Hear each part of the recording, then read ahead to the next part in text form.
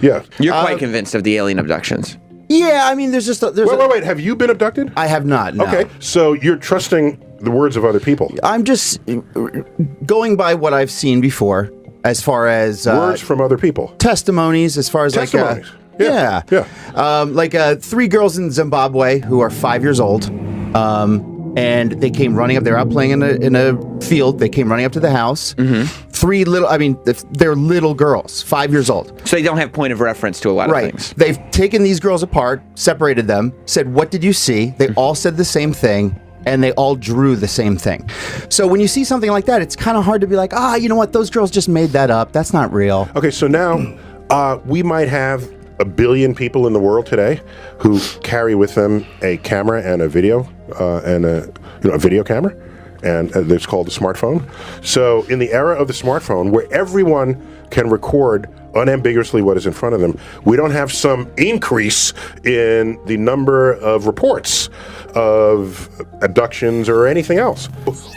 We can say the girls saw something, we don't know what it is. That's not enough evidence to convince a skeptic that they were actually visited by aliens.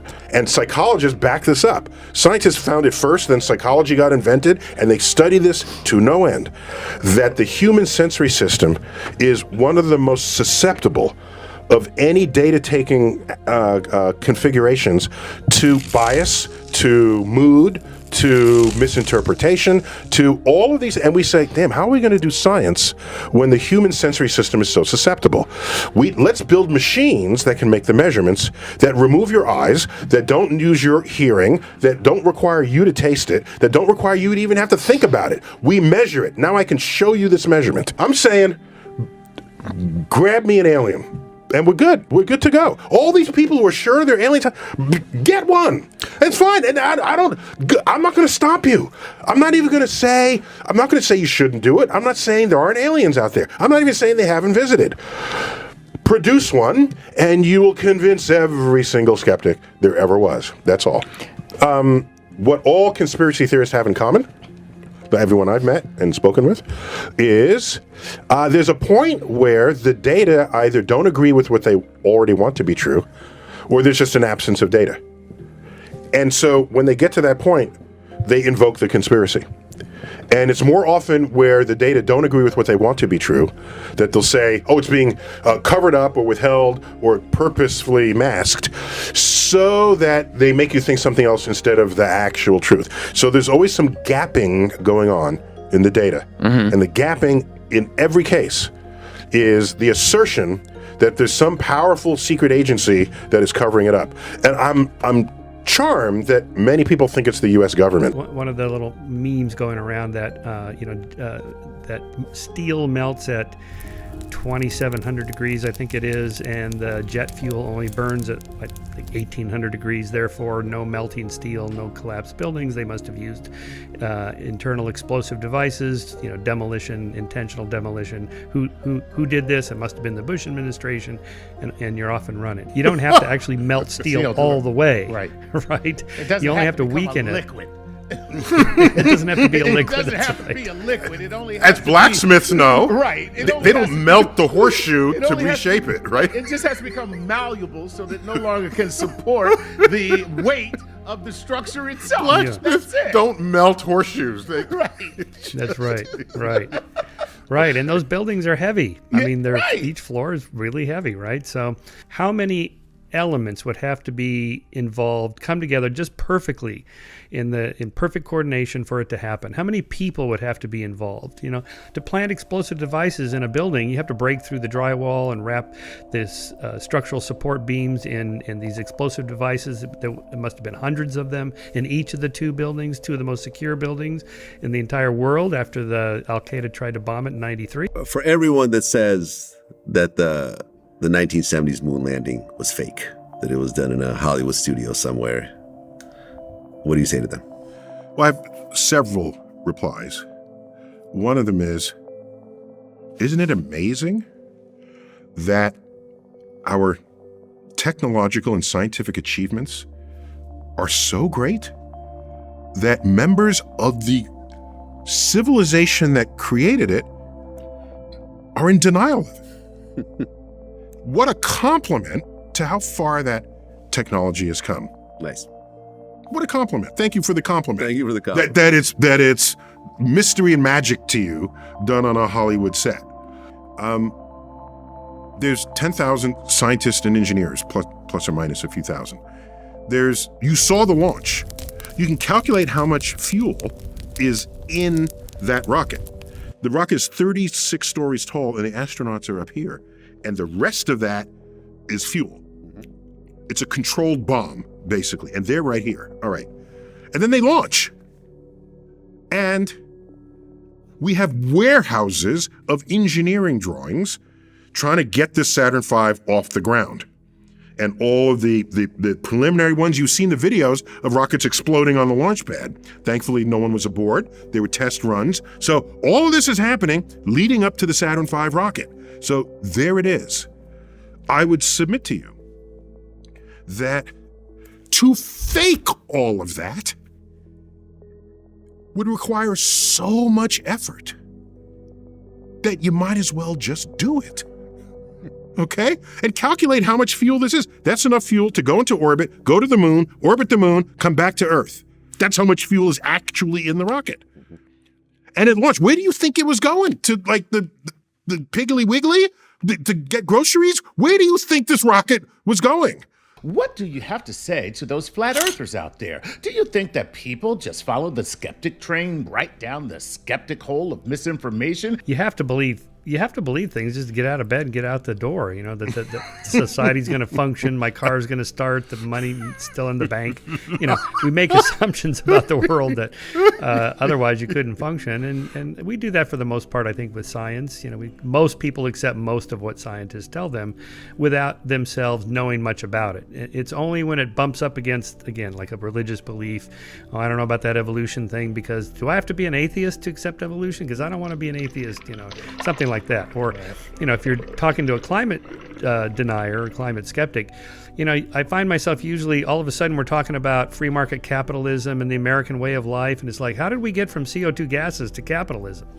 Because that's what they're really concerned about. Right. Like, if this is true, then do I have to give up this other stuff I believe? Absolutely. People truly believe that the technology to build pyramids wasn't of this earth, because at the time the pyramids were being made. So it was Europeans coming to Africa, seeing an amazing civilization that they could not imagine an African build, and they must then invoke some other cause that enabled them to build it.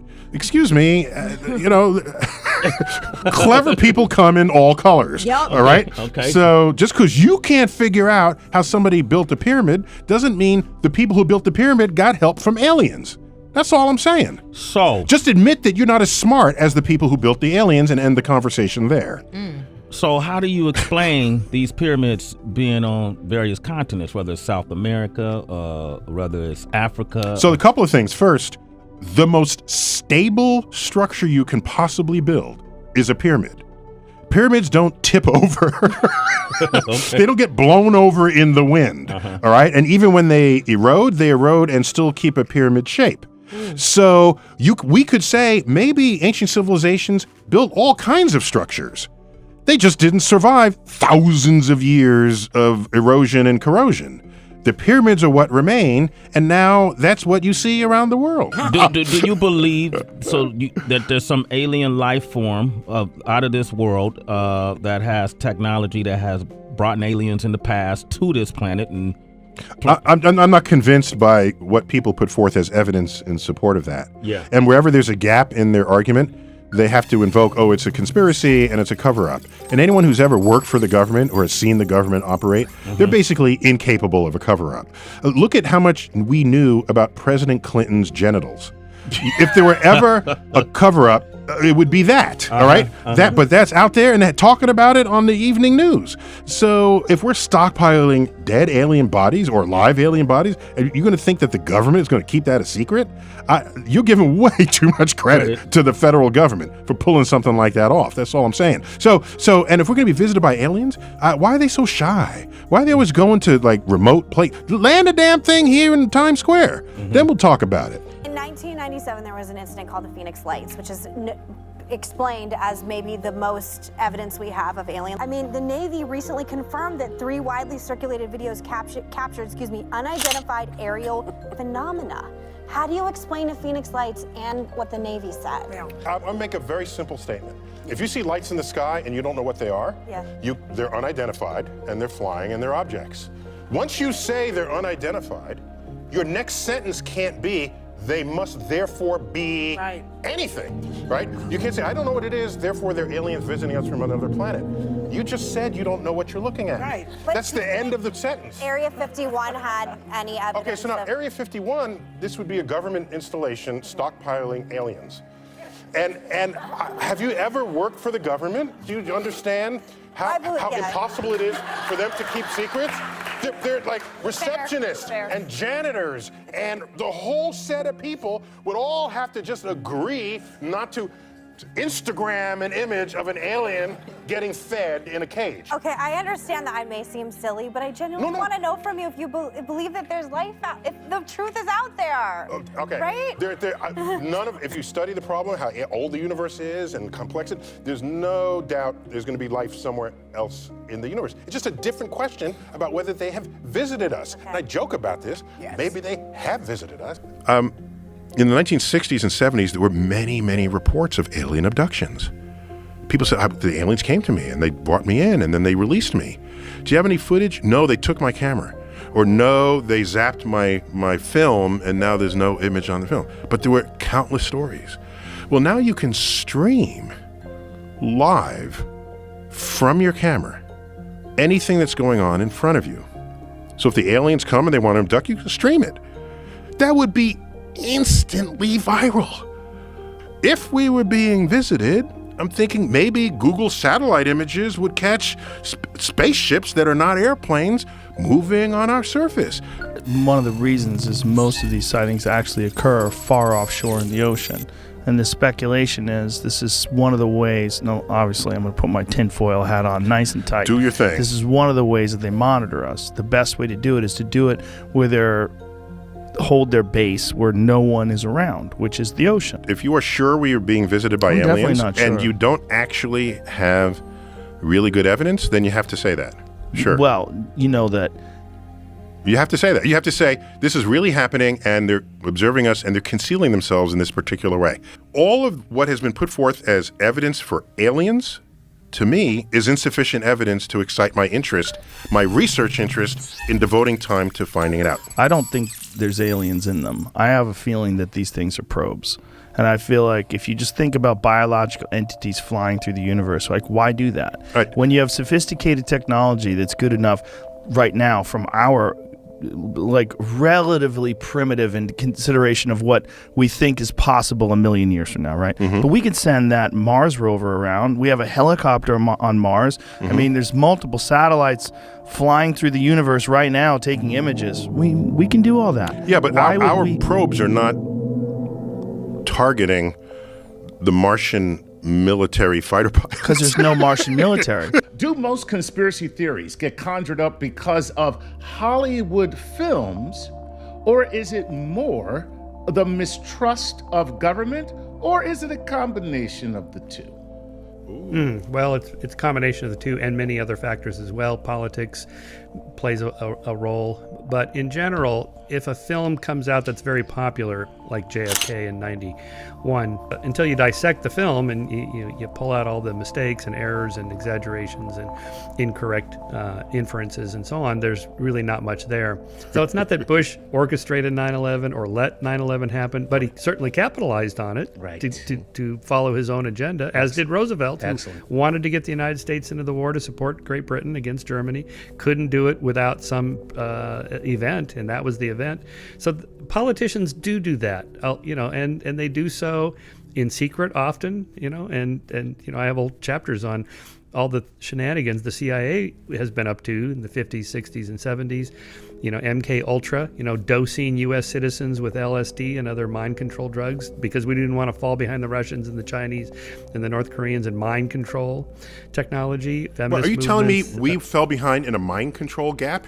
That was Just exactly like there was a missile gap, there was a fear that we're behind the Russians on mind control. There's a mind control gap. Yeah. And, they're purposely, leaking information that's false that sends us down the wrong track. UFOs are subject to that, that. In 2014, you did an interview, and they asked you, what do you think about God? And you said, I remain unconvinced by any claims anyone has ever made about the existence or the power of a divine force operating in the universe. What's probably missing from your extracted quote is the setup for that, which would be, is there a particular God you have in mind that you want me to comment on? Which God? Is it Zeus? Is it Poseidon? Is it the Jewish God? Is it the Christian God? You look at all of this and say, is that the God you want me to comment on?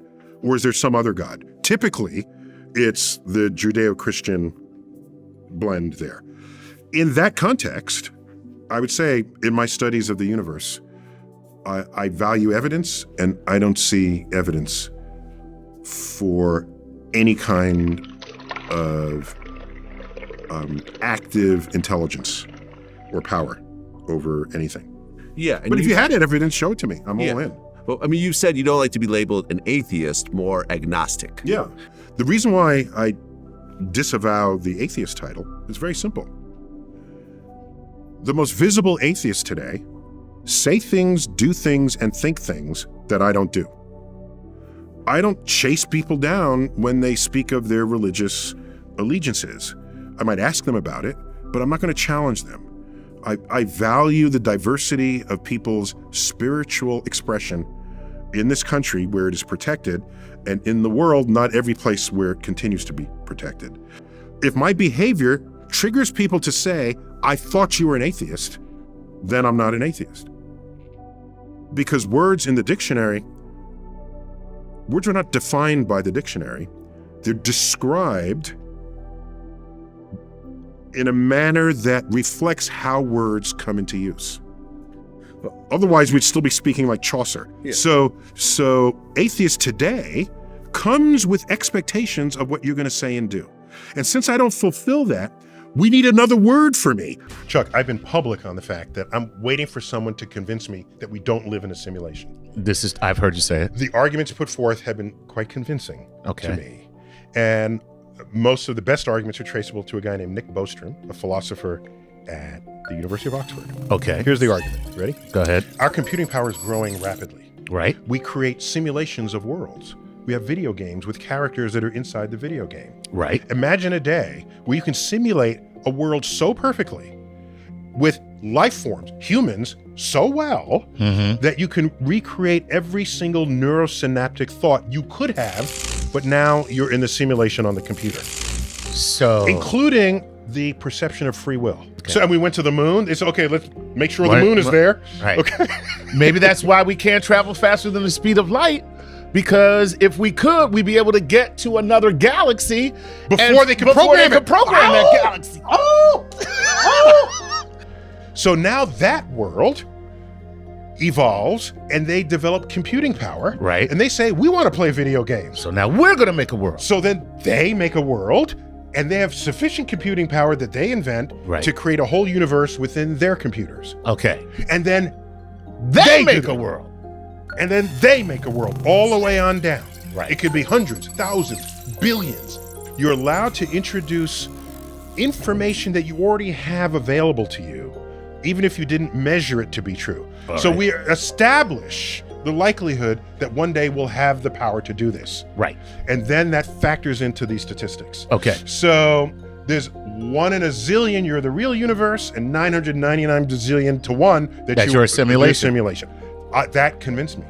So here is what convinced me we're not in a simulation. What do all those simulated universes have in common? They have the power to simulate themselves. That's what I'm saying. They're simulations. No, they have the power to simulate themselves. Right. Okay. Yes. That's what they all have in common. They make a simulation. They have that power. Exactly. To simulate themselves exactly. Do we have that power now? No, we don't. No, we don't. Either we are the real one, right, or we're the one in the chain that's still evolving to try to then make a simulation within their own world. Right. So the odds of us being a simulation goes from a gazillion to 1, 50-50. Wow. And I'm good with that. That changes my life completely. Yeah. Okay? Maybe these simulators have a side activity where they like reminiscing about days before you could simulate. That would be us. So maybe we're just entertainment, like a historical exercise. Right. That's possible, in principle.